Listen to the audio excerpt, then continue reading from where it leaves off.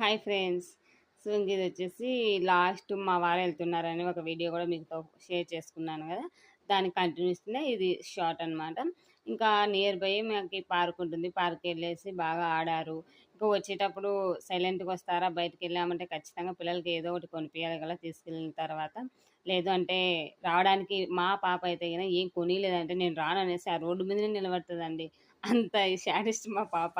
ఇంకా వెళ్ళిన తర్వాత ఖచ్చితంగా అయితే ఏదో ఒకటైతే తీపియాల్సిందే. ఎందుకంటే పిల్లలకి అదొక ఏమంటారు ఎంజాయ్‌మెంట్ గదా! బయటికి రావడం, తినడం అనేది ఒక ఫీలింగ్ వాళ్ళకి గూడా. సో, అందుకనేసి వెళ్ళినప్పుడల్లా ఖచ్చితంగా మాకు నియర్ బయ్యే బేకరీ ఉంటుందిది.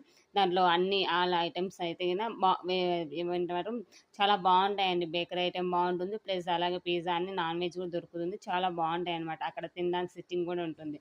సో, ఇంక టైం అయిపోయింది. ఏమనిందంటే మా పాప పైకెళ్ళేసి పిజ్జా తినేస్తాం మమ్మీ అని పెట్టిందనమాట. ఇంక టైం లేదు నాన్న డ్యాడీ వెళ్ళిపోవాలి గదా! ఏదో ఒకటి తీసుకో అంటే గిన అన్నీ మామూలుగా అయితే కేకు, ఇలాంటివి ఐస్ క్రీమ్సు ఇలాంటివి ఎక్కువ ప్రిఫర్ చేస్తదనమాట. ఈసారి ఎందుకో ఈ పాపకి ఎప్పుడు తినలేదు. ఫస్ట్ టైమ్ ఇది తీసుకోవడము. డోనట్ మీదకెళ్ళిందనమాట కన్ను. మమ్మీ ఇది ఒకసారి టేస్ట్ చేద్దాం మమ్మీ ఎప్పుడు తినలేదు కదా! అంటే నువ్వు తినగలవా నాన్న దాన్ని అంటే తింటాను మమ్మీ టేస్ట్ చేద్దాం బావుంటే తిందాం లేదంటే లేదండి. సరే అనేసి దానికైతే ఒక డోనట్ తెప్పించాను చాక్లెట్‌ది.